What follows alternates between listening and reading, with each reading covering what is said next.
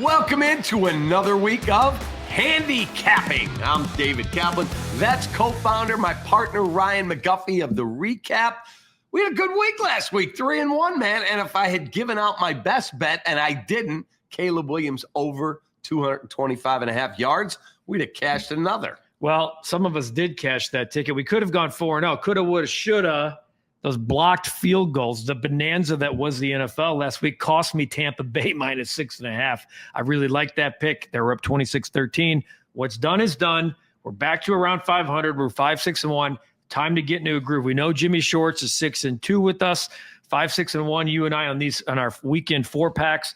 We're really rolling on the lunch hour each and every day, so keep your eyes on that at 12:30. But let's get into this week's picks. All right, I am going to give you a very strong college play. I will be in Las Vegas. I will be at the window Saturday morning, and I will be betting this game.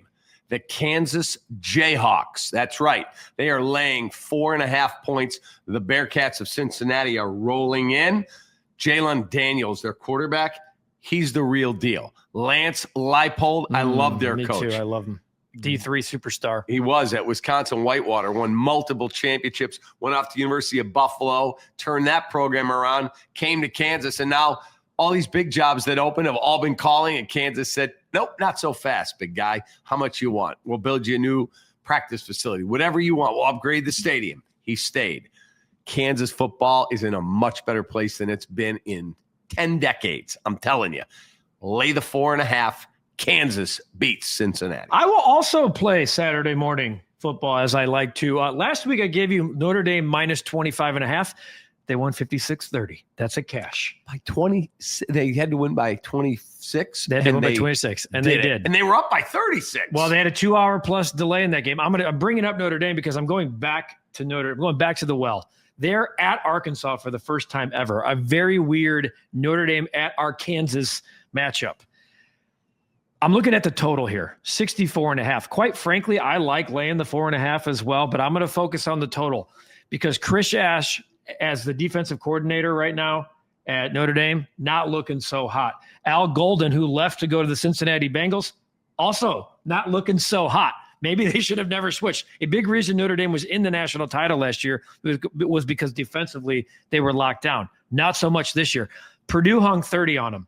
And if you look prior to the 2-hour weather delay that happened in South Bend, Purdue was doing all kinds of things. They were doing a lot of gadget plays, trick plays, because they knew that was the only way they could hang in that game. But the bottom line is there's a lot of film out there on how to score on Notre Dame. Arkansas is a better football team than Purdue. And I do think Notre Dame is going to score as much as they want at will. CJ Carr is looking better and better each week. I think Notre Dame's going to be able to hang 40, but I think Arkansas is going to be able to hang something in the 20s, if not 30 as well. I like Notre Dame to win the game and cover. I like there to be a lot of points. I'm going over the total 64.5. All right. Now, I have an NFL play for my second play. I've actually got 2 plays in the same game. So I'm going to give you Caleb Williams over 235 passing yards. I do think the Bears put up big offensive numbers again. Key to the game for me is, can they run the football on a very mediocre front seven of the Las Vegas Raiders? And can they, at the same time, handle Max Crosby? If they can do those things, they can then use Caleb in play action, take shots down the field in a crowd that's going to be at least 50% Bears fans. So I like Caleb Williams passing numbers over on the yardage, 235.5, depending where you shop. And I like the Chicago Bears getting half a point to win this game, actually by touchdown.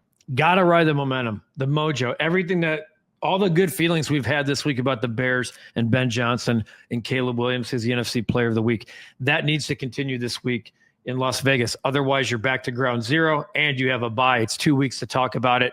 As we know, Ben Johnson doesn't like to talk about last week. So I think I really like the pick. I like the Bears. I'm kind of surprised right now that they're still a slight underdog. I'm going all the way to the second Monday night game. Another weird I'm not a big 2 Monday night guy. Oh, I love it. I'm not a big I'm not a big 2 games on Monday night. I'm not, especially when they're at the same time. They should make it a staple. It should be every week. But they're not when they're at the same time. I don't like when they're at the same time. In this case, I'm going to Denver, the Mile High City. Okay, so we saw what happened last week in Minnesota with the Bengals. All right, 48-10. Whoa. Dismal. I personally don't think the Broncos are good enough to lay 7.5 right now. I don't care if they're home, road, or in between. And because the Bengals are a well-coached football team, even without Joe Burrow. And I just don't think they're 48-10. They're not who they were last week, and they're certainly not who they are with Joe Burrow. But I don't think Denver has earned, who's 0-2-1 against the spread, mind you, because Bo Nix hasn't been very good. I do think the Bengals are going to regroup. I don't think they're going to win the football game, but you're giving me that extra hook. 7.5 points in the NFL, as we know, Cap, is a ton. 7.5 points. I'm going to take the 7.5 and the Cincinnati Bengals. I don't think they win the football game, but I do think Bo Nix has shown the ability to turn the ball over multiple times per game early on. And him and Sean Payton have done a little bit of this publicly on the sidelines. Denver wins the football game, but it might be closer than the experts think. There's our 4-pack. Tell your friends every single Friday. Kap and Guff in the recap. We drop our 4-pack, and our friend who's rolling at 6-2, Jim Shorts, he has his picks come on Friday as well. So dial it up here on all our social channels, and you have a great weekend. May all your tickets cash. Take that.